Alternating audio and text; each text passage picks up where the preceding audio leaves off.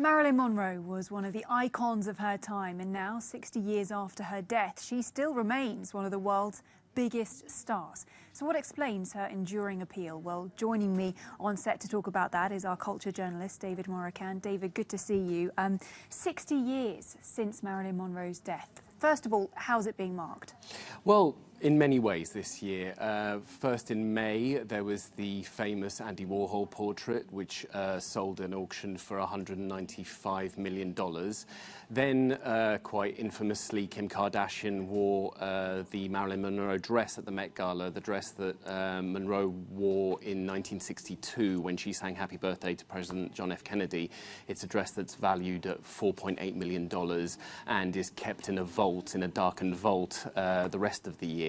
But most of all this year, one cultural event that will celebrate her life is the film Blonde, a biopic directed by Andrew Dominik, which hits the festival circuit at the beginning of September in Venice. And already before its world premiere, it's the most talked about film of the year. Yeah, I mean, you've nailed it. I mean, it's a really intriguing trailer. A lot of us are just kind of waiting for it to be out. But as you point to, a lot of people have been talking about it as well, right? Absolutely. I mean, it's a film that's 10 years in the making, and it's adapted by a novel by Joyce Carol Oates about the enduring icon. And it's a biopic that stands out chiefly because of its adult rating. It's got the NC-17 rating, meaning that as opposed to other biopics, it won't shy away from some of the darker aspects of Marilyn Monroe's life. And the trailer suggests so much. The director even stated that there was something in the film to offend everyone. So there's a lot to look forward to. And the trailer explores this Norma Jean Marilyn Monroe dichotomy quite intriguingly, as well as the dismantling of stardom.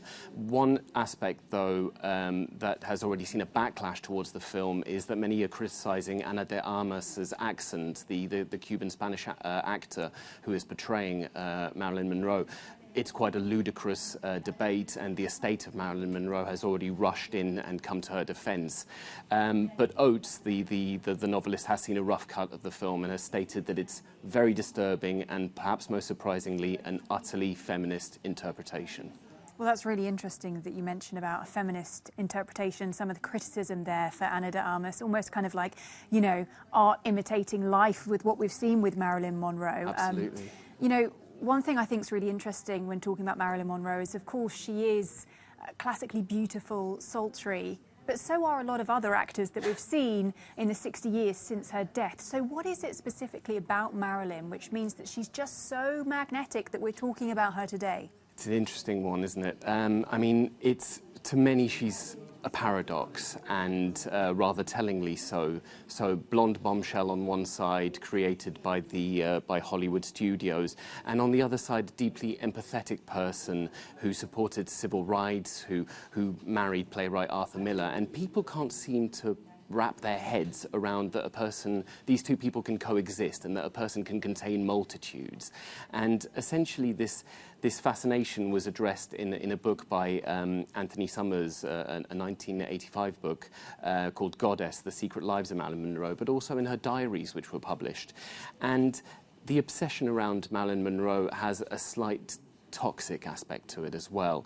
I mean, there's this obsession with doomed figures, from James Dean to Marilyn Monroe, Kurt Cobain to Amy Winehouse. Every generation latches on to this icon, whatever that means, and celebrates them, these people who passed away too soon, who faded away rather than, who burnt out, sorry, rather than faded away.